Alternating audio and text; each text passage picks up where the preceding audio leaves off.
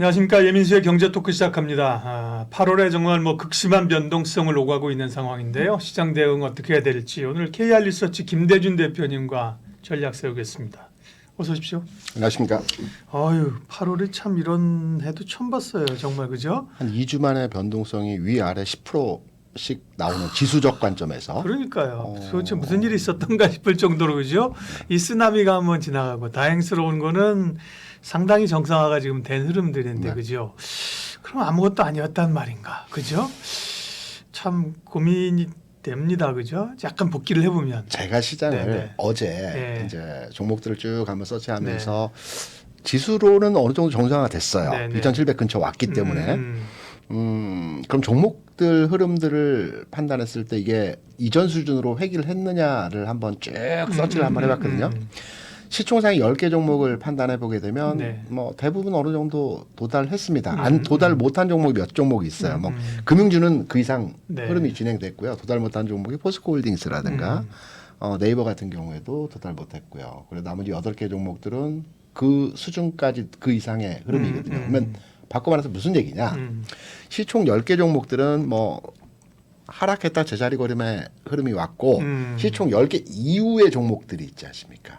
거기는 충격이 있다. 여전히 회복을 잘못했다는 거죠. 그죠? 했다라고 네. 보는 상황이 맞을 것 같고요. 그러니까요. 물론 그 당시 이제 8월 5일 날 블랙 먼데이로 흔들릴 때 안 털렸다고 하더라도 네. 지금 똔똔이냐. 네. 평균적으로 그게 아니라는 거죠. 그렇죠. 그죠? 대부분 그 시총 10위 이하권에 있는 종목들은 개인 투자자들이 선호하는 그렇죠. 예. 종목들이거든요. 예, 예. 그래서 개인 투자자들 입장에서는 현재 그 계좌가 네. 대부분 회복을 못한 것뿐만이 아니고 마이너스 폭이 좀 큰 이런 상황에서의 그 진행이라고 판단이 되고 있고요. 네. 지금부터가 중요하죠. 그러니까. 우리가 이제 제가 생각하고 있는 시장에 대한 앞으로 전망 그리고 뭐 내용들 뭐 이게 다 맞지는 않을 수 있겠지만 네. 저 나름대로 기준을 가지고 시장을 평가하고 있기 때문에 네. 과연 시간이 어느 정도 걸린다고 해서 그 계좌가 이전의 수준으로 회복한다면 뭐 시간은 가지고 기다려야 되겠죠. 그런데 또 그게 아니라면 이 부분을 한번 오늘 박사님과 함께 네. 한번 얘기를 한번 해보도록 하겠습니다. 그러니까요. 다시 제로 세팅해서 가야 돼요. 그죠? 네. 네. 그 극강의 공포감을 이긴 사람은 사실 없고요. 뭐 기관들도 마찬가지예요. 그죠? 맞습니다. 같이 지나는 거지 네. 개인만 겪는 건 아니고요. 네. 네. 자, 그러면 이제 지금 급락의 충격은 좀 벗어난 상황인데 네. 당장 보면 이제 뭐 경기에 대한 논쟁이 있고요. 그죠? 그렇죠. 네. 지난번에 좀 과했다. 네. 네. 사실 흔든 거죠. 그 다음에 이제 금리 정책, 통화 정책, 금리 인하가 좀 예정된 수순, 잭슨홀 미팅 이런 걸 지금 앞두고 있는 상황이잖아요. 네네. 뭘 중요하시 보세요? 네. 일단 당장 앞에 시급하게 도래해 있는 뭐 언론에서 많이 나오고 있죠. 네. 잭슨홀 미팅, 그다음에 미국 민주당의 전당대회, 네. 뭐 이런 내용들이 시장에 영향을 줄 것이라고 많이들 판단하시는데 제가 보는 관점으로 이걸 짧게 한번 정리해 보겠습니다. 네. 일단 잭슨홀 미팅은 시장에 크게 영향을 줄 만한 내용의 이벤트는 아니라고 봐요. 왜냐하면 제 기억으로는 매년 이루어지는 잭슨홀 미팅은 연준 위원들이 그냥 휴가 가서 휴가지에서 여러 가지 원래는 그랬죠. 네. 논의하는 네. 거고 시장에 충격을 준 적은 딱 한 번 있었거든요. 그래 맞아요. 몇 년 전에 그죠? 22년 8월에 파월 의장이 그 당시에 이제 우리가 이제 그때 어떤 상황이었냐면 22년 7월에 소비자 물가 지수가 9.1% 수준을 기록했고 우리가 여기에 대해서 놀랬거든요. 그런데 8월에 초에 나왔던 데이터는 8.5%로 이제 안도해도 되는 거 아닌가라고 했었는데 며칠 뒤 잭슨홀 미팅에서 파월 의장이 아주 임팩트 있게 경제 충격이 더 올 수 있다. 네. 아주 큰 충격이 올 수 있다라고 메시지를 내면서 아마 국내 시장 기준으로 해서는 2,400에서 2,100 중반까지 아마 주가 쭉 밀려버렸던 현상이었습니다. 이게 바닥이긴 했거든요.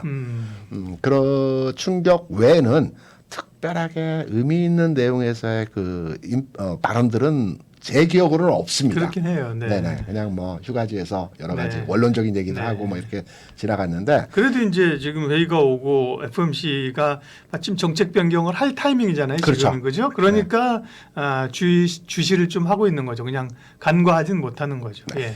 나올 내용이 우리가 알고 있는 내용에서 크게 벗어나지 않을 거라는 게 제 관점으로 보는 이 잭슨 홀 미팅에 대한 예, 내용이거든요. 예, 그러니까 그렇겠죠, 맞아요. 뭐 여기서 금리 인하를 안 하겠다 이런 내용이 나올 리는 없고 인하를 할 거다. 점진적으로 폭에 대해서 예. 또는 횟수에 대해서 요 부분에 대한 뉘앙스만 아마 흘릴 것 같고요. 뭐 금리 잠깐 얘기 나왔으니까 제가 짧게 제 네네. 견해를 말씀드리면 제가 이제 시장에 있으면서 채권 시장과 외환 시장을 경험을 하면서 미국 금리에 대한 이제 전체적인 저에 대한 뷰를 이제 말씀을 드리게 되면 네.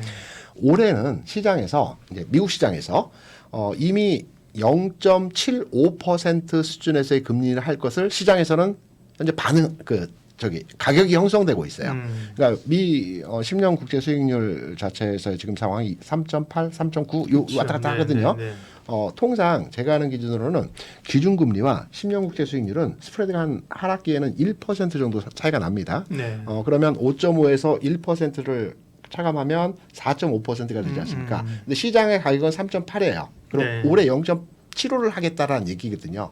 이거를 세 번에 나눠서 할지 아니면 0.5, 0.25를 할지는 뭐 연준 파월 의장의 마음이겠죠. 근데 저는 세 번 나눠서 하지는 않을 것 같아요. 왜냐하면 12월에는 미국도 그렇고 우리도 그렇고 특별한 일이 아니면 내년도 재정 정책을 수립하기 위해서 금리를 움직이지 않거든요. 12월에는 보통 11월에 북클로징을 해버립니다. 기관들도. 그래서 12월에는 금리에 대한 정책적 방향을 움직이지 않기 때문에 이번에도 12월에는 특별하게 금리 인하를 하지 않을 것 같고요. 9월과 11월에 0.5, 0.25. 저는 0.5를 하는 시점이 시장에서 지수가 좀 세게 튀는 과정이 진행될 것 같고 그게 9월이냐 11월이냐는 한번 판단해 봐야 되겠죠. 그냥 금리에 대한 부분은 이런 내용이고요. 네. 잭슨 홀 미팅에서의 특별히 나올 만한 의미 있는 내용에서의 흐름은 없을 것 같고 요거는 이제 딱 제껴버리고 네, 네. 두 번째로 이제 전대 관련해서인데 이 전대에서 누가 되냐 뭐 어떤 의제가 발표되느냐 뭐 정책적 방향이 결정되냐 요게 중요한 게 아니고요. 시장에서는 뭐 해리스 관련주, 수혜주, 뭐 비수혜주 뭐 이 얘기를 많이 하는데 제가 보는 관점에서 전대에서 나올 만한 내용과 전대를 통해서 우리가 시장에 영향력을 줄 만한 내용이라고 한다면 뭐 전기차 뭐 이런 거 아니고요.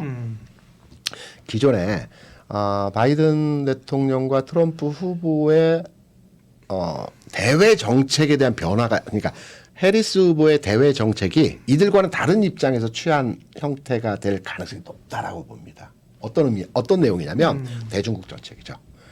우리 뭐 다 아시다시피 바이든 그래요. 누가 되든 뭐 중국 정책은 똑같이 가는 거 아닌가요? 강경이죠. 아주 강경인데 네. 해리스 후보가 올라오면서 달라졌어요. 예, 그래요. 그러니까 예. 해리스 후보가 뭐 지금 정책이나 뭐 여러 가지 내용들이 나오지는 않았어요. 근데 과거 행보들을 보게 되면 시진핑 가서 만났죠. 물론 이건 뭐 정부에서 그 특사로 가서 만난 거이긴 하지만 뭐 우리나라에도 왔었더라고요. DMZ도 한번 갔었고. 그런데 해리스가 그간에 발표했고 메시지를 줬던 내용들을 한번 쭉 기사들을 서치해 보니까 대중국 관련돼서 바이든이나 트럼프보다는 굉장히 완화된 성향에서의 메시지들 많이 발표했고요. 이건 메시지뿐이기 때문에 그거는 뭐 단순하게 시장에 대한 그냥 네. 감각적인 내용에서의 상황 아니냐라고 치부할 수도 있겠지만 예. 중국 증시가 최근에 반응이 달라요. 항생지수 기준으로 보게 되면 해리스가 후보로 올라온다라고 판단되었던 지점, 그러니까 7월 말 즈음이죠. 이때 7월 말 즈음에서 항생지수가 글로벌 증시 연동해서 하락하긴 하락했어요. 근데 가장 적게 빠졌습니다. 폭이. 그리고 반등주는 최근에 한 열흘 사이에서의 구간에서 전 세계 증시에서 가장 빠르게 회복하고 가장 많이 올랐어요. 그러니까 넓게 보면 그 폭이 뭐 바닥에서 이렇게 올라간 거지만 짧게 한 2주간의 주가 흐름만 놓고 보게 되면 해리스 후보가 후보로 올라선다는 내용에 의해서 중국 시장이 좋았다라는 거죠. 미국 시장은 어제 그제 뭐 최근 내에서의 이전 상황에서의 수준까지 올라왔지만 항생은 그 이전에 주가가 이미 반응해서 그 이전 가격을 돌파했거든요. 그러니까 시장에서의 반응하는 분위기가 해리스가 후보가 된다라는 측면에서 중국 시장에서는 우호적으로 반응하고 있다라고 저는 평가를 하거든요. 네. 기존의 메시지도 그렇고 기존의 대중국에 대한 센스 또한 이전에 뭐 바이든이나 트럼프에 비해서 굉장히 유연하고 이런 맥락적 차원에서 보게 될 때 중국 견제에 대한 부분이 바이든이나 트럼프보다는 나을 것이다. 그렇다면 여기서 우리가 따져보겠죠. 중국 정책에 대해서 유연한 스탠스를 취하게 되면 뭐 중국 경기 회복에 대한 가능성들을 우리가 판단할 수 있겠죠. 그러면 이 중국 경기 회복과 관련된 국내 주식시장에서의 종목들이 또 있죠. 있을 수 있지 않겠습니까? 네, 그렇죠. 네. 많은 종목들이 여기 소재주, 대표적으로 그렇죠. 이런 것들. 그리고 네, 저도 뭐 중국 관련주. 경기 부양과 관련돼서 뭐 중국이 여러 가지 취할 수 있는 형태들이 있겠지만 뭐 건설, 뭐 기본적으로 건설하고 인프라 뭐 이쪽들에 대한 종목들의 흐름들이 나타날 수 있고 국내 종목들은 뭐 건설기계 쪽 또는 플랜트 쪽 그리고 건설주들 예. 뭐 이런 쪽에 대한 뭐 분위기가 바로의 성과는 나오지 않겠지만 분위기가 긍정적으로 그동안 또 괜히 소외됐기 때문에 이런 종목들이 흐름이 나아질 수 있다라는 측면으로서 저는 판단하거든요. 네. 그래서 전대 자체가 상당히 의미를 주는 어떤 그 시장에서의 전환점이 될 수 있는 내용이다라고 판단되기 때문에 잭슨홀보다는 뭐 전대가 결정됐지만 누가 될지는 요거를 계기로 해서 예. 중국 관련주들에 대한 경기 회복, 그러니까 관련주들에 대한 관심도 가져야 되지 않겠느냐. 네, 좀잘 우리가 생각하지 않는 점을 짚어주셨는데 좀 두고 보죠. 네. 사실은 근데 미국과 중국하고의 그 어떤 관계들은 네. 패권 전쟁이잖아요. 그렇죠. 이게 패권 전쟁이고 사실 투키티 대삼전 개선이기 때문에 네. 물론 대통령의 영향력이 크죠. 네. 그러나 이제 예를 들면 중국의 우호적인 대통령이 될 수도 없겠지만 된다고 해서 중국이랑 손잡고 없어지는 건 아니다. 기본적으로는 그렇죠. 그죠. 네. 왜냐하면 트럼프 때 뭐 중국이 긴장해서 이제 바이든 되면 좀 나아질까? 나아진 거 없거든요. 네, 그죠. 없죠. 결국은 이제 미국의 그 싱크탱크들과 그죠. 네. 대통령보다도 더 강력한 미국의 리더십 그룹들이 네. 중국하고 패권 전쟁이니까. 그러나 이제 말씀하신 것들은 눈여겨 볼 필요는 있어요. 그죠? 예, 있고요. 그 다음에 어쨌든 또 이제 외환시장 엔화의 움직임이 아직까지는 이렇게 편안하지 않지 않습니까? 뭐 엔캐리가 좀 청산된 것 같다가 다시 엔화가 조금 위로 못 가고 그죠? 다시 147엔까지 다시 왔죠. 그러니까요. 왔다 게다가 이제 갔다 원화도 왔다. 변동성이 커지고 이런 상황이라 20원 이상 장중에 네. 빠지고 그랬습니다. 그러니까 큰 거잖아요, 그죠? 이게 가장 핵심입니다. 네, 그래요. 시장에 이제 우리가 이제 시장을 이제 내 계좌가 지금 마이너스야. 음. 그런데 옮겨 탈까? 현금화할까? 좀 기다려 볼까라는 세 가지 결정 지점에 대해서 판단하는 기준 저는 이 통화 시장에 대한 그러니까 해리스가 되고 대통령이 되고 뭐 경기 부양이 되고 이건 좀 먼 얘기들이거든요. 네. 그런데 당장에 이번 주 다음 주 흐름에 있어서 영향력을 줄 수 있는 내용은 이 통화 시장에서 흐름이라고 저는 보고 있어요. 일단 주시장이 최근에 하락하게 된 발단은 저는 엔캐리 이탈 자금에 대한 내용들이라고 판단하거든요. 네.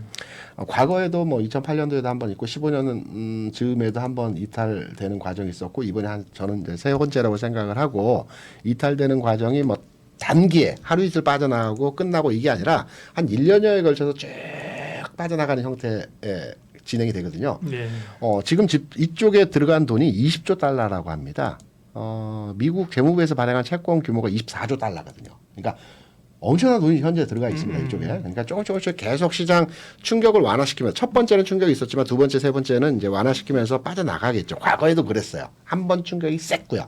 그 다음부터는 점점 빠져나가는 흐름들이 나타나는데 이 과정에서 첫 번째 시장 충격을 주면서 162엔이었던 게 153엔 왔고 140엔 수준까지 내려오는 과정에서 국내에 주시장에 영향을 줬어요. 이건 지나갔습니다. 지난 8월 이제 주가 하락할 때 이때 지나갔다고 보고 있고요. 지금 영향을 주는 것은 달러 지수입니다. 달러 인덱스입니다. 엊그제 달러 인덱스가 102 살짝 붕괴했었어요, 장중에. 그러면서 우리가 20원 이상 장중에 주가 하락을 했는데요. 네. 102 원화. 102 달러 인덱스라고 하면 올 초 지난해 연말 지수입니다. 이때 이제 환율이 1,300원 수준에 머물렀거든요. 1,290원, 1,300원 요주 수준이었는데 이 부분이 시장에 긍정으로 진행될 수도 있고요. 조금은 부정적으로 진행될 수 있는 상황의 두 가지 양면성을 가지고 일반적으로 이제 달러가 약해지면 신흥 시장에는 호재로 작용하는데. 그렇죠. 네. 근데 이게 금융시장 뭐 잘 아시겠지만 예. 작은 돈들은 리스크를 선호하고 변동성을 좋아하지만 큰 돈들은 리스크를 선호하지 않거든요. 그렇죠. 뭐 연기금 자금 이런 것들은 네. 변동성 아주 싫어. 극도로 예, 싫어하고 예. 변동성이 생기게 되면 일단 돈을 빼는 게 첫 번째입니다. 그런데 환율 자체도 하향 안정화 추세를 가지고 점진적으로 조금씩 빠져가면 네. 당연히 시장에서 기관이 들어오든 외국인이 들어오든 전략적으로 주시장이 긍정적으로 발현되는 형태에서 모습이 나타나는데 네. 급격하게 이런 환율 시장에서의 변화 이런 급격하게 움직이는 상황에서의 흐름들이 나타나면 다 돈을 빼버리거든요. 그럼 시장이 뭐 출렁출렁합니다. 다시 들어오기 하겠지만 일단 뺐다 다시 넣는 거거든요. 그러한데 지금 상황에서 환율 상황에서의 흐름을 앞으로의 이번 주와 다음 주 상황을 보게 되면 금통위가 이번 주에 있고 미국은 앞서 잠깐 드린 대로 올해 0.75를 한다 하는데 우리는 금리를 당분간 내에서 인하하기는 솔직히 쉽지 않거든요. 국내 채권 시장에서도 그거를 보여주고 있어요.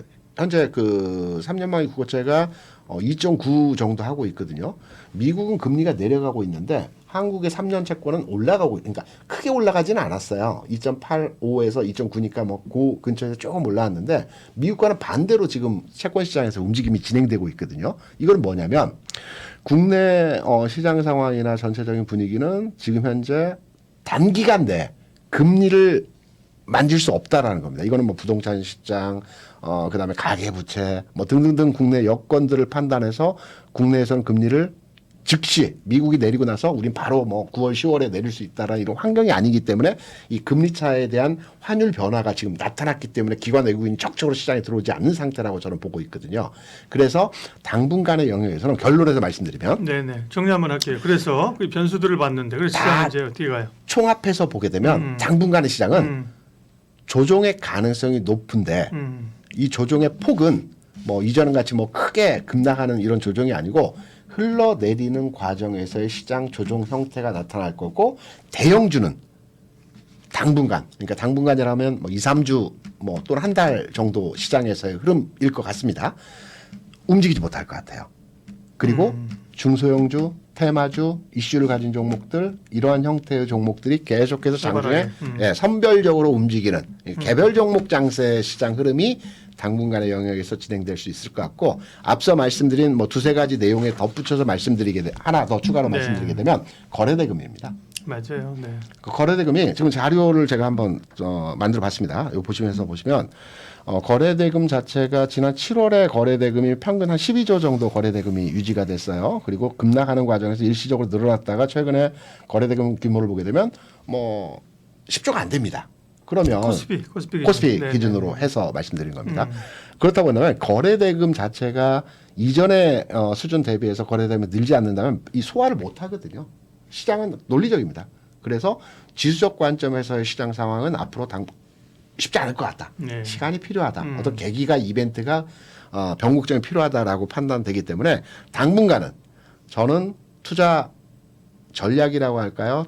투자 대응이라고 말씀을 드리는 부분은 일단 현금화를 상당 부분 시켜놓고 30에서 50%는 현금화 시켜놓고 개별 종목과 빠른 종목 순환매에 대응하는 매매로 당분간은 대응을 해야 되지 않을까라는 측면으로 이번 주 다음 주 당분간의 영역에서 시장에 대한 판단으로 접근하고 있습니다. 네, 급락과 급반등 이후의 시장 흐름들 짚어봤고요. 단기적인 뷰까지 지금 사실 뭐 중장기적으로 하긴 좀 그렇고 그렇죠. 예, 단기적인 뷰에서의 장세 판단 전략 주셨습니다. 2차 전지 뭐 제 주변에도 작년에 좋을 때 물려가지고 그렇죠. 네. 트레이딩 이제 하시지 못하고 좋다고 사셔서 그죠. 아직까지도 이제 물려서 계신 분들이 꽤 많고 그죠. 네. 단기적으로는 뭐 이산이 아닌가 봐 하신 분들은 사실은 뭐 손실 보고 털고 나간 상황이고 그죠. 네. 지금은 이제 손실 보고 있는 계좌들 그다음에 일부 좀 새롭게 하려는 거죠. 네. 이런 식으로 어쨌든 그래서 평균적으로는 좀 고점에 비하면 뭐 한 평균적으로 한 50% 60% 빠졌잖아요. 그죠? 그렇죠. 네네. 그럼 여기서 이제 최근에 바닥을 잡으려는 움직임. 게다가 이제 악재는 계속 나오고, 그죠? 네. 어떻게 보세요? 2차 전지에 대한 전반적인 시각은? 제가 아마 지난 방송에 예. 나와서도 비슷한 비유로의 말씀을 음, 드렸을 겁니다. 이 차는 바닥권이고 음. 가지고 계셔야 되고 뭐 긍정적으로 본다라는 네, 네. 게 기본적인 맞아요. 예. 2차 전지에 대한 저의 그 비유였습니다. 음. 지금 동일합니다. 음. 그 내용은. 그러니까 뭐 틀렸다고 보면 틀렸다고 볼 수도 있는데 2차 전지 산업에 대한 또 이 종목에 대한 흐름 자체는 긍정적으로 현재 가격 수준에 대한 평가를 판단해 보게 되면 뭐 긍정적으로 보는데요. 꼭 이제 모든 주가가 악재가 더 씌워진다고 올라갈 만한 시점에서의 흐름이 만들어지게 되면 또 다른 뭐 올라갈 수 맞아요. 없는 내용에서의 그 자꾸 나와. 자꾸 나옵니다. 계속. 네. 뭐 최근에 이제 그 화재 사건 얘기들, 그러니까 네. 그 전 단계에서 이산재 업종들이 좀 움직이려고 했었거든요. 음. 분위기에서 개선해서의 흐름이 맞아요. 나타나면서 움직이려고 했었는데 이게 나왔는데 일단 화재 사건부터 우리가 들여다보죠. 뭐 큰 사건이고 안타까운 사건인데 우리가 이제 과거를 돌이켜 보면 이와 비슷한 형태의 사건이라고 할까요? 많이 있었어요. 있었죠. 짧게 되돌려 보면 BMW 뭐 주행 중 뭐 사건들이 있었지 않습니까? 그건 이제 전기차는 아니었잖아요. 그 당시에도 마찬가지로 지하 주차장에 BMW를 못 대게 하는 뭐 네, 그 단지들 그러니까요. 네, 주로 이제 디젤차 이런 건데 일반 내연기관차에서도 화재 많이 났어요. 네 많이 납니다. 그리고 참고로 네. 내연기관이 아마 화재율이 정확한 기억은 아닌데 제가 어디 신문에서 봤는데 1.5%인가 그렇고요. 이차전지는 0.3%. 그러니까 화재 비율은 이차 그 전기차가 훨씬 낮습니다. 맞아요. 실제적으로 예, 예. 낮다라는 점을 말씀드리고요. 네. 내연기관차가 그렇다면 제가 요 부분 한번 말씀드려볼게요.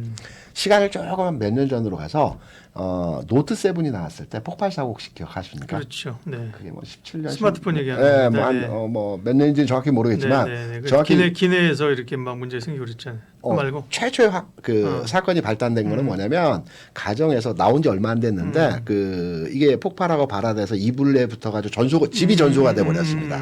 이게 이제 시발점이었고 네. 그 뒤로 나도 하면서 하루에 두세 건씩 폭발 사고에 대한 화재 사고에 대한 내용들이 나왔고 최종적으로 미국 항공국에서 우리는 갤럭시 노트 7을 가진 사람은 기내 탑승하지 탑승을 마라. 시키겠다. 맞아요. 이 내용이 나오면서 이제 출렁출렁 시장이 했는데 네. 결과적으로 말씀드릴게요. 앞서 말씀드린 내연기관 차량에 대한 화재 사고가 있었을 때 BMW 점유율을 제가 한번 찾아봤어요. 화재 전과. 화재 바로 뒤는 아니고요. 한 6개월이 지난 시점에서 해당 브랜드의 차량 선호도와 이제 그 판매량을 한번 판단한 데이터가 있었거든요. 거의 똑같습니다. 그러니까 그렇겠죠. 네. 그걸로 인해서 사회적 분위기는 일시적으로 어느 정도 흔들림이 있었을지는 모르겠지만 네. 뭐 판매량은 똑같다라고 제가 확인했고요. 지금은 뭐 벤츠 안 사죠. 우리가 못 사는 거 아니에요? 못 사는 거 아니고 안 사. 이런 그 비싼 차를 팔아먹으면서 이자들이 그렇게 싸구려 말이야. 근데 시간이 지나고 나면 그죠? 그렇죠. 그리고 사실 돈이 없어도 못 사지. 벤츠를 안 사는 건 아니고 그죠? 또 누군가는 그렇게 해서 네. 땡처리 하게 되면 싸게 사겠다라고 생각하는 사람도 있습니다. 네.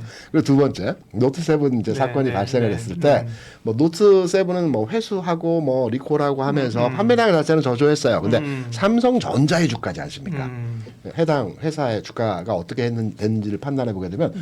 영향은 물론 있었어요. 그러니까 최초에 그 화재가 났을 때의 영향들은 없었는데 미국에서 이제 그 탑승 금지 했을 네. 때는 뭐 한 5, 6, 7% 정도 주가 하락을 했는데 일시적이었습니다. 그러니까 한 3, 4일 정도 주가 하락하고 바로 회복을 했어요.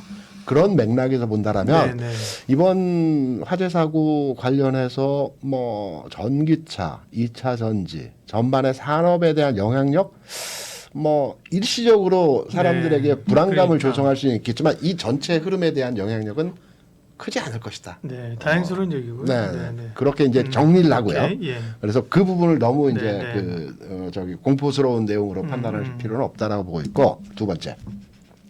최근에 2차 전지 셀사를 중심으로 해서 조금의 이제 개선점에서 외국인 투자자들의 시각이 조금씩 변화하고 있는 내용들이 나타나고 있어요.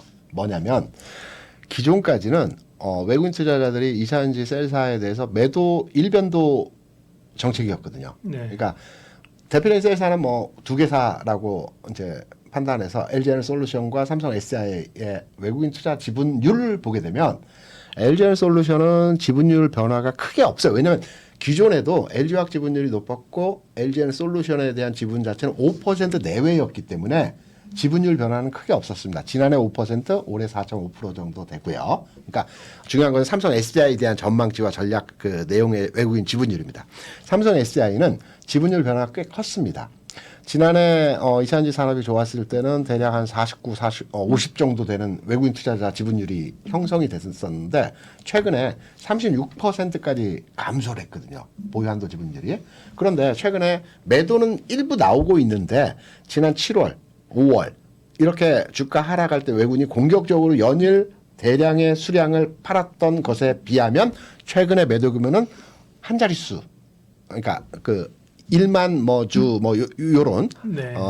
예전에 뭐 10만 주, 15만 주 뭐 이렇게 규모가 됐다면 규모가 확 줄었고 또는 감소의 차원에서 매도가 안 나오는 경우들 많습니다. 그러니까 이제 나올 물량들은 다 나왔다라고 판단되는 시장에서의 분위기라고도 해석이 되거든요. 그리고 두 번째, 외국인의 시각이 첫 번째. 시각이 변한 건 아니지만 매도가 감소했다라는 측면으로 첫 번째로 판단할 수 있고요. 산업에 대한 거는 뭐 좋은 얘기들보다는 안 좋은 얘기들이 많기 때문에 좋은 얘기를 제가 따져보려면 많이 있겠지만 두 번째, 종목 간의 상황을 보게 되면 이차전지가 최근 주가 하락, 지수 하락 과정에서 많이 빠졌을 걸로 많이들 생각을 하시는데 그렇게 시장에서의 급락 지수 상황에서 그렇게 많은 영향도를 보여주면서 주가 하락 나오지 않았습니다. LG엔솔루션 그 자리입니다. 그러니까 8월 1일부터 주가가 하락을 했다고 판단을 해서 네. 그 이전과 지금 주가를 보게 되면 올라와서 그 자리가 아니고요. 조금 빠져서 그냥 제자리 걸음하고 있지만 큰 차이 없습니다. 시장 충격을 덜 받았다. 그러니까 많이 빠져서 덜 받을 수 있겠지만 시장에 대해서 이런 악재에 대한 영향력 자체가 크지 않았다. 그러니까 더 이상 빠질 게 없다라는 게 시장 지배 심리죠. 삼성 SDI 같은 경우에도 일부 이제 조정폭은 나오긴 했지만 그게 이 시장 충격 대비해서는 거의 없다라고 보는 관점으로도 접근이 가능하거든요. 네. 이 외의 종목들도 다 그렇습니다. 양대 회사들도 비슷비슷합니다. 폭은 탄력도의 측면마다 다르기 때문에 뭐 네. 조금 더 나올 수 있고 조금 덜 나올 수 있지만 시장에 대한 지수적 영향도를 크게 받지 않는다라는 측면이 바닥을 지금 현재 스쳐가고 있다라고 판단되는 내용에서의 상황이거든요. 여기서 모멘텀, 계기, 어떤 전환점만 만들어지면 그렇죠. 주가는 충분히 흐름의 그렇죠. 전환이 있다. 나타날 수 있다라는 겁니다. 네. 다만 여기서 그러면 이차전지 사야 되겠네? 라고 생각하실 수 있는데 전제가 있었죠. 제가 앞서 시장에 대한 전망치를 말씀을 드리면서 시장은 당장의 지수 흐름적 측면에서 상향화되어지는 모습에서의 그림이 나오기보다는 당분간에 의해서 지수는 좀 흘러내리던가 또는 개별 종목 장세의 흐름이 나오던가 종목 장세 성격에서의 흐름들이 만들어질 거기 때문에 아무래도 이차전지 셀사의 흐름이 움직이기 위해서는 지수가 좀 움직여야 되지 않겠습니까? 물론 예전 같은 경우는 그렇겠죠. 예. 조금 다른 형태 지수가 하락함에도 이차전지만 올라가고 나머지 부분 빠르셨던 예전 상황도 있긴 하지만 우리가 보편적으로 시장을 판단할 때는 뭐 LN솔이나 SDI가 지수가 안 움직이는데 이 종목들이 또 개별적으로 움직이기 쉽지 않기 때문에 이차전지 종목을 접근함에 있어서 기존의 셀사나 양극재사보다는 좀 더 한 발짝 떨어져 있는 종목들에 대한 흐름에서의 시장 상황에서의 분위기가 오히려 긍정적이다라고 보고 있거든요. 그 이유는 지금 시장에서 2차전지 전고체라고 제가 특정적으로 말씀드릴 수 있는데 전고체 외에도 반도체를 보게 되면요. 반도체에서도 특정적으로 기존의 뭐 하이닉스나 AI 반도체가 아니라 소부장들이 움직이는 형태에서의 모습을 보여주고 있고요. 그리고 그 전기전자에서도 과거 같은 경우는 전기전자가 움직이면 뭐 전기전자 따라서 움직이는 종목들이 있겠지만 CXL 종목들이 최근 단기적으로 하루 이틀 2, 3일 내에서 이 종목들이 움직이고 있어요. 그러니까 지금은 정통에서 약간 벗어난 종목들의 종목들이 시세 탄력을 받아주는 형태에서의 모습이 나타나고 네. 있거든요. 그러니까 중소형 장주 장세니까. 그렇죠. 예. 그러니까 단기적으로 대응을 하겠다라고 네, 예. 하는 2차전지에 대한 전망을 가지고 계신다면 예. 전고체 물론 이제 화재는 별거 아니지만 예. 화재로 발현돼서 시장에서 전고체에 대한 분위기가 만들어지고 이들 종목의 탄력이 좀 더 강화되는 형태로의 진행이 나타날 수 있기 때문에 단기 대응은 이런 주변주의 전고체 관련 종목들이 굉장히 괜찮을 것 같고요. 네. 여기 엔캠 같은 종목도 긍정적으로 보고 있습니다. 하락에 대한 반발 매수세와 흐름의 개선이 나타나고 있기 때문에 중장기적으로 본다면 셀사나 기존 강했던 양재사도 가능하다라고 판단되는 내용에서의 2차전지에 전체 흐름이고 네. 지금 2차전지 그 전고체 관련주에 대한 내용을 제가 잠깐 이 그림으로 한번 오늘 한번 네. 가져와 봤는데요. 저는 뭐 많은 종목들이 있겠지만 뭐 대표적으로 전고체 관련해서 이제 그 뭐 대전자재료가 가격 굉장히 강했죠. 그러면 최근 조정 받았지만 요 형태. 그다음에 이 스페셜티 케미컬은 이제 상한가 기록했더라고요. 네. 장중에는 그렇게 강하지는 않았지만 요 한농화성과 같이 요 흐름들 좀 더 이어갈 것 같습니다. 요 흐름들은 분위기 측면에서 뭐 덕산 데코피아도 그렇고 레이크 머트리저도 그렇고 요 종목들이 당분간에 의해서 그냥 당분간이라면 이번 주 다음 주겠죠. 그러니까 전고체도 이전에도 몇 차례 이슈가 있을 때마다 한 번씩 슈팅이 있었는데 네. 이게 안정적으로 추세를 가지고 쭉 사실은 뭐 예를 들면 뭐 조선주나 변압기처럼 못 갔어요, 그죠? 네. 이슈도 그때도 기억나시잖아요. 그렇죠. 뭐 삼성 SDI랑 우리가 뭐 K배터리인가에 전고체 얘기하면 네네. 아 관심 있다가 사실 그러면서 그다 잊어버려요, 네. 그죠? 네. 그러다가 또 이렇게 뭔 얘기 한번 딱 나오면 뜬금없이 한번 팍 뜨고. 네. 그러니까 사실은 이게 투자적인 관점에서 접근하기는 어렵죠. 어려워요. 그죠? 지금 말씀하신 것처럼 모멘텀을 쫓아가는 그런 현재로선 그죠? 네, 맞습니다. 전고체가 상용화되면 몰라도 네. 지금 그렇게 가야 되는 거. 전고체가 아직까지 실체가 그러니까. 확실치 않지 않습니까? 네, 그리고 네. 전고체 종목을 산다면 뭐 당연히 SI죠. SI만 SDI, 그렇죠. 네, 네. 이쪽이 전고체 확실한 종목이라고 판단하는데 마찬가지 전고체 종목들이 단기 트레이딩 네. 관점으로 가능하고요.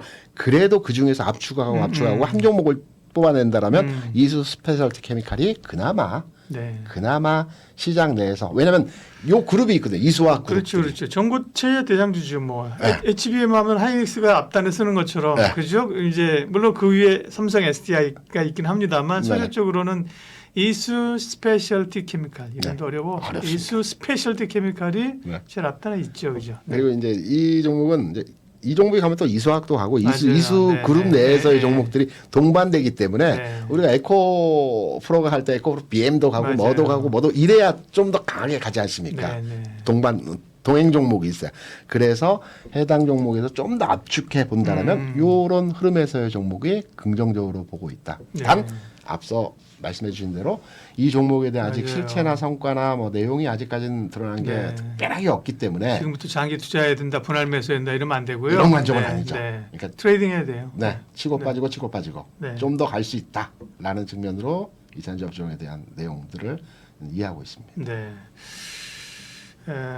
이수 스페셜티 케미칼. 네. 그리고요. 그 다음에 이제 충분히 이해됐습니다. 전체적인 2차 전지에 대한 시각과 함께 네네. 조금 중장기로 볼 때는 좀 캐파 있고 그죠? 엉덩이 무거운 종목으로 가면 되고 단기적으로는 지금 전고체 이수 스페셜티 케미칼. 그 다음에 이제 아까 엔캠 얘기하셨는데 네네. 최근에도 보면 2차 전지 움직이면서 역시나 이제 전체 이제 실적 나왔는데 2분기 실적이 역시나 안 좋았잖아요. 그렇죠. 3분기 실적을 기대해 보려니까 3분기 실적도 별로래요. 그러니까 이제 엉덩이 무거운 애들 못 가는 거죠. 맞습니다. 에너지 솔루션 뭐 에코프로비엠 못 가는 거예요. 그러다 보니까 가긴 가야 되는데 애들이 못 가니까 뭐 엔캠 대주전자재료 뭐 이런 좀 가벼운 종목들이 다시 가잖아요, 그죠? 이외에도 몇 가지 이제 네. 더 작은 종목들이 움직이긴 네네. 하는데 그래서 제가 엔캠을 잠깐 언급드렸던 게 네. 뭐냐면 엔캠은 뭐 아주 실체가 없는 건 아니고 시세 탄력도나 전체적인 모양새를 가지고 있는 종목이거든요. 근데 시세를 낼 때 사실은 좀 과하게 뽑아내니까 후유증이 그렇죠. 있는 거죠, 그죠? 네네. 그래서 네. 지금 시점에서 지금 이제 제가 차트 네네. 엔캠을 현재 띄웠는데 같이 한번 보시면서 보면 예. 주가의 조정도 충분히 받은 상태고요. 그렇긴 최근에 하죠. 네. 반등의 흐름에서도 모양을 만들어가면서 어느 정도 시세 집중도를 보여주고 있는 상황에서 흐름입니다. 그래서 아주 짧은 대응은 전고체로. 근데 전고체 자신 없다. 시장 흐름에 나는 뭐 못 따라간다. 맞아요. 대신에 셀사나 양극재산은 또 너무 무겁다. 너무 더디다. 그것도 싫다. 그렇죠. 중간점에 있는 종목에 대해서 한번 어떤 종목을 한다면 저는 엔캠은 현재 물려도 예. 뭐 크게 여기서 주가가 아주 2차전지 업종에 완전 또 추락하는 과정에서 하락할 여지보다는 네. 이 수준에서의 가격 진행이라고 한다면 뭐 일정 부분의 상승의 흐름에 옮겨 타는 분위기에서의 가격 진행이 나타날 가능성이 예. 높기 때문에 중간 단계에 있는 종목에서 한번 2차전지 한번 투자해보고 싶다라고 한다면 엔캠 같은 종목에 대해서 저는 긍정적으로 보고 있습니다. 네. 상당히 이제 실체가 있죠, 그죠? 네네. 전액 쪽이고 그렇죠. 실체가 있는 상황이고 다만 이제 변동성이 크고 상당히 그렇죠. 투기적인 그 트레이딩이 많이 일어나는 종목이죠. 맞습니다. 그러니까 올해 그 이게 소위 이제 주변에서 보면 정확히 계산은 모르겠는데 거의 뭐 10배가급 종목 아니었겠어요, 그죠? 아 그럼요. 저기 예. 6만 원대에서부터 올라가기 시작해서 한 40만 원 뭐 예. 이 정도까지 주가 올라갔으니까. 그러니까 몇 배 안 되더라도 그죠? 네. 뭐 다섯 여섯 배 같은 기가 막히게 올라갔었고요. 그러나 이제 변동성이 있고 물론 지금은 조금 가격 자체가 그죠? 레벨 특히 자체가 엔캠의 주가 네. 패턴이 뭐냐면 셀사 양극재가 쉴 때 이 돈의 흐름에 있어서 2차전지 선호도가 계속 유지되기 때문에 이들 종목이 안 갈 때 이게 가거든요. 맞아요. 네. 이런 맥락에서 접근한다면 지금 뭐 시장 분위기하고도 조금 교집합이 나오는 네. 등치시켜서 해석할 수 있는 네. 요 내용으로 판단할 수 있습니다. 네. 사실은 뭐 AI와 미국 빅테크들, 엔비디아들 사실 세게 한번 흔들렸는데요. 네, 그죠? 그렇죠. 네. 솔직하게 이유들을 따지면 많이 올랐었다, 그죠? 그게 제일 그러니까요. 네, 확실한 이유죠. 뭐 AI가 뭐 돈이 안 되네, 뭐 투자가 어쩌고 하지만 그죠? 네. 많이 올랐었다는 건데요. 맞습니다. 네. 그러고 나서는 뭐 엔비디아는 어쨌든 $100를 한번 액분 이후에 그죠? 네. 깼다가 와 지금 거의 130까지 올라왔어요. 맞습니다. 굉장히 강하게 왔는데 결국 이제 엔비디아가 중심을 잡아줘야 국내 반도체들도 같이 가는 거 아닐까요? 네. 영향은 준다라고 네, 봅니다. 네. 엔비디아의 주가를 이제 쭉 지켜보면 예. 특이점이 두 가지가 있습니다. 예. 그러니까 제가 보는 기준으로의 엔비디아의 주가에 대한 특이점이기 때문에 두 가지 측면을 말씀드리면 첫 번째는 실적 발표를 앞두고요.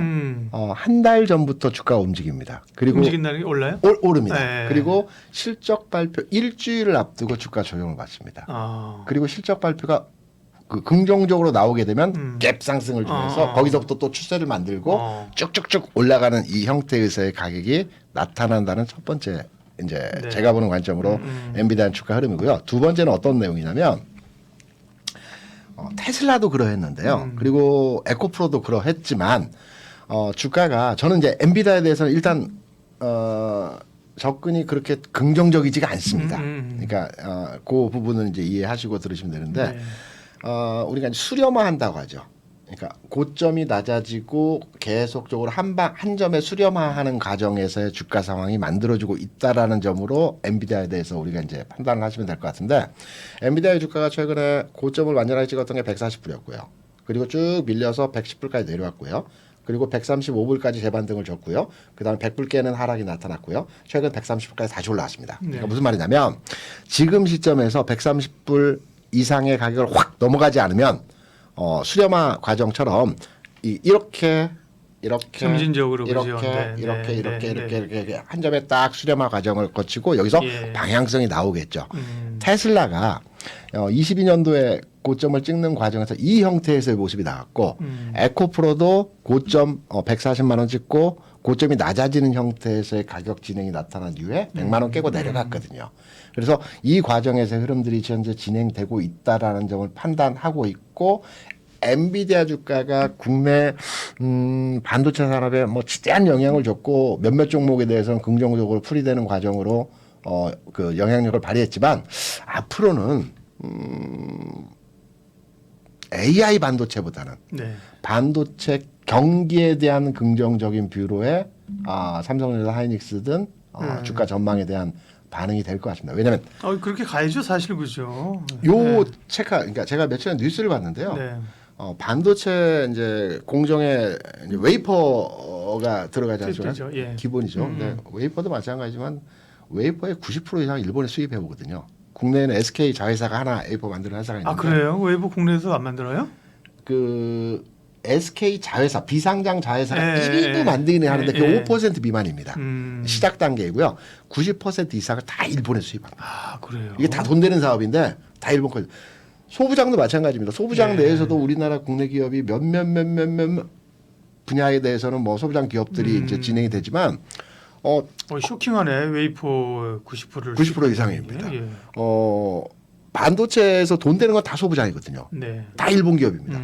우리가 이제 소부장 돈 ASML 뭐 그다음에 뭐 외국에도 이제 소부장 기업들 많이 있지 않습니까? 네, 이게 네. 돈 버는 회사들이거든요. 네. 실제 삼성전자, 하이닉스가 돈 버는 게 아니라 그래서 TSMC, 도쿄일렉트릭, 네, 도쿄일렉트릭 예, 그렇죠, 예, 그렇죠. 예. 쭉 나오시죠. 그런데 이제 저기 이 말씀을 드리고 싶은 게 뭐냐면 웨이퍼 이제 공급량이 삼성이나 하이닉스는 우리나라 수요가 100만 장 정도가 되면 풀 가동이라고 해요. 그러니까 거의 한 95% 공장 가동률이 될 때 100만 장 정도가 들어가는 수준이 풀 가동이라고 합니다. 이게 이제 지금 현재 85만 장이 들어가고 있다고 해요. 그러니까 올 4분기에는 95만 장, 뭐 100만 장 육박하는 웨이퍼 공급량이 이제 삼성 하이닉스 들어간다고 합니다. 그러니까 무슨 말이냐면 반도체 공정 자체에서의 가동률은 거의 85, 90, 뭐 조금 지나면 100%까지 가동률이 된다라고 합니다. 전체적인 시장 그 공장의 가동률이. 네. 그래서 반도체 업황에 대한 흐름을 뭐 안 좋게 보는 사람들은 크게 없을 것 같아요. 올 하반기 내년 초까지는. 그렇다 본다면 저는 엔비디아에 연동돼서 AI에 국한된 반도체 산업에 대한 주가 전망 그리고 국내에 영향을 주는 내용으로서의 흐름이 나타나기보다는 반도체 전체적인 흐름에 본연의 산업으로의 전망치로의 앞으로 긍정적인 내용이 판단된다고 생각을 하고 있고요. 예. 종목 자체의 접근도 이 관점으로 접근해야 되는 겁니다. 좋네요. 그동안 지금 다 완전히 엔비디아, HBM에서 SK 하이닉스가 독주했는데 삼성은 언제 넣는 거야? 네, 이번에도 아니야, 된대, 아니래, 중국 거래, 뭐 계속 이러고 있는 거잖아요. 이제 그거보다도 거기서 좀 벗어나는 거죠. 그렇죠. 네, 벗어나는 관점에서 국내 반도체 산업과 관심주를 바라보자. 그러면 이제 어떻게 봐야 돼요? 소부장이죠. 소부장이에요. 소부장 플러스 네. 두 가지 관점입니다. 소부장 플러스 삼성전자 하이닉스가 쉬어가는 구간에서 특이점을 가진 종목들이 나타납니다. 움직임이 있어요. 뭐 외형적으로는 파운디와 팹리스라고 하는데 쉽게 말씀드려서 제주반도체와 가온칩스입니다. 그러니까 제가 한번 자료를 한번 준비했는데요. 그 내용에서의 흐름이 어떻게 진행되는지 한번 설명을 드려보도록 하겠습니다. 지금 준비된 자료를 한번 보시게 되면 상단에 있는 그림은 SK 하이닉스입니다. 그러니까 시기는 지난 연말부터 현 시점까지 해서의 시기이고요. 네. 하단에 있는 종목은 제주반도체와 가온치스입니다. 동일 시점, 동일 주가 상황에서의 흐름입니다. 지금 보시게 되면 SK 하이닉스가 지난 23년 11월부터 올 초까지죠. 대략 한 1년여 동안 주가 상황에서의 크게 움직임이 없는 가운데에서 횡보 국면에서의 흐름이 나타났어요. SK 하이닉스가 주가가 움직이기 시작한 것은 2월 이후입니다. 올해 2월 이후거든요. 그리고 지난해 연초 부근에서 23년 연초 부근에서 한번 상승을 했고요. 쭉 상승했고 23년 11월부터 24년 2월까지는 횡보 흐름에서의 흐름이 진행됐거든요. 주가 안 움직였다는 거죠. 이때 반도체 업종 내에서 특징적인 내용이 뭐냐면 특이점이 오면서 종목들의 흐름에서 제주반도체가 이 시기에 동일 지점에서 SK 하이닉스가 쉴 때 굉장히 급등 현상에서의 모습이 나타났어요. 가온칩스도 마찬가지입니다. 여기에 뭐 재료 가치를 더한다라고 하면 앞서 말씀드렸지 뭐 실적도 뭐 되고 뭐 팹리스, 파운드리 뭐 여기 시장이 앞으로 확대될 것이다 이런 긍정적인 뉴스로의 치장이 된 상태에서 주가 올라가죠. 2차 전지가 이제 전체적으로 분위기를 가야 되는데 가긴 어렵고 엔캠으로 몰리는 거랑 똑같네. 네, 그죠? 똑같습니다. 반도체 업황이 가긴 가야 되는데 뭔가 고민이 있을 때 뭔가 그렇죠. 쏠려서 그죠? 가는 게 주로 이런 종목들이란 거죠. 힘의 쏠림이 이쪽으로 바뀌는 거죠. 다시 그림 한번 같이 보시면 그러면 지금 시점이 어떠하냐. 앞서 이제 지속 관점을 말씀드릴 때 당분간의 지수는 지수로의 흐름이 강하게 뻗쳐나가는 시장보다는 횡보되지는 흘러내리는 시장에서의 모습이 나타날 가능성이 높다라는 측면을 말씀드렸는데 그렇게 되면 하이닉스도 마찬가지로 여기서 주가가 21만 원, 22만 원, 23만 원 가기보다는 뭐 19만 원 갔다 20만 원 갔다 뭐 이런 식으로 왔다 갔다 하겠죠. 이런 과정에서 현재 제주반도체, 가온치스의 주가가 바닥 찍고 상승 선하는 모습에서의 흐름의 주가 진행을 보여주고 있거든요. 요 섹터 관심 가정, 그러니까 반도체에 대해서 난 투자하고자 한다면 개인적으로 판단했을 때 하이닉스를 가지고 계신 분들은 하이닉스를 좀 덜어서 요 섹터로의 투자 로의 진행이 가능하다라고 첫 번째로 말씀을 드리고요. 두 번째 소부장이죠. 원칙적으로는 뭐 저는 개인적으로 제주반도체나 가온칩스보다는 소부장에 투자하는 게 맞다라고 판단합니다. 그런데 지금까지 하이닉스가 가는 상황 하에서도 소부장 안 갔습니다. 왜 소부장은 계속 간다 하는데 소부장은 하이닉스 삼성전자 가는 거에 비해서 주가의 상황이 개선되지 않느냐라는 반문들이 많았거든요. 이렇게 한번 제가 접근을 시켜보도록 해요. 반도체 업황은 올해 좋다라고 다들 얘기하지만 예. 지난해까지만 하더라도 반도체 업황에 대해서 긍정적으로 보는 시각을 가진 내용은 그렇게 많지가 않았어요. 지난해 하반기에서부터 시장이 좋아졌거든요. 수치가 나오고. 그러면 지난해 상반기 정도에서는 반도체 업황에 대해서 상당히 부정적이었어요. 그런데 여기서 삼성 하이닉스가 계속 시장은 안 좋은데도 생산을 했던 겁니다. 재고와 수율, 재고와 이제 그 수요, 재고 수율에 대한 부분으로 해서 감산도 하긴 했지만 지금 반도체가 공급되고 있는 부분들은 그동안 재고 부분을 계속 시장에 내놓는 거거든요. 그래서 소부장 관련 기업들은 재고 부분이 소진되는 시점까지의 추가 생산 상황이 아니었고 제가 앞서 잠깐 말씀드렸지만 웨이퍼 공급량이 올 4, 4분기가 되면 풀가동 수준으로 진행되기 때문에 풀가동되는 시점에서 새로운 소부장단에서의 그 수요차가 삼성전 하이닉스로부터 네. 발생하기 때문에 시차를 달리해서 주가가 움직인다는 겁니다. 이 부분은 주가의 상황에서도 동일하게 보여집니다. 여기 그림 한번 같이 보시게 되면 네, 소부장 내에서 뭐 여러 종목이 있지만 이제 동지세미콘을 대표적으로 이제 예. 이제 판단해서 비교 설명하기 위해서 그림을 만들어 왔는데요. 반도체 뭐 주기 산업이고 3년 주기로 움직이고 2018년, 21년, 24년 이렇게 주기가 지금 현재 진행되고 있는 상황인데요. 2018년도에 이제 트럼프 행정부 시절에 미 행정부에서 모든 PC를 교체하면서 이때 디램 반도체 수요가 확 증가를 했거든요. 21년도에는 뭐 스마트폰 증가하고 중국의 데이터 센터인데 지금 어떤 면을 보셔야 되냐면 소부장 종목들의 주가 상황과 삼성전자든 SK 하이닉스든 주가 상황이 시차를 좀 둡니다. 많이 둘 때는 한 4, 5개월 정도까지도 주고요. 그러네요. 짧게 둘 때는 소부장이 약간 후행하네요. 네. 후행합니다. 주가가 항시 후행합니다. 이런 맥락점에서 본다라면 지금 시점에서 종목의 흐름에서의 소부장단에 대한 판단 기준은 후행하는 측면에서 소부장이 이제 갈 수 있다라는 예. 측면으로 접근이 가능하고요. 여기서 소부장을 좀 압축시켜 보면 우리가 이제 기존에는 소부장 하면 후공정에 있는 장비단의 종목들, 한미반도체 같은 종목들 그렇죠. 좋아했죠. 테스트 업체. 예, 또. 뭐 이런 업체이기 때문에 최근에서의 종목 간의 흐름에서의 상황을 보게 되면 전공정단에 있는 장비주들이 최근에 긍정적으로 주가 움직임의 상황을 네. 보여주고 있어요. 바뀌었다는 거죠, 이제. 전공정에 이제 장비주들은 뭐 많이 있겠지만 네. 대표적인 게 원익 그렇죠. IPS, 뭐 유준테크도 마찬가지고 네. KC텍도 마찬가지고 뭐 등등등등 여러 종목들이 있습니다. 이 종목들의 주가가 최근까지 해서 그렇게 움직이지 않았어요. 그림 요것도 한번 같이 보시면서 네. 한번 그 판단으로서의 설명을 드려보도록 하겠습니다. 저는 이제 전공정단에 있는 종목들이 앞으로 긍정적으로 주가 상황에서 흐름이 나타날 것을 보고 있고요. 소재, 한솔케미칼, 동지세미콘 같은 솔브레인도 마찬가지고요. 이 소재 쪽하고 소재는 근데 약간 무겁고 드립니다.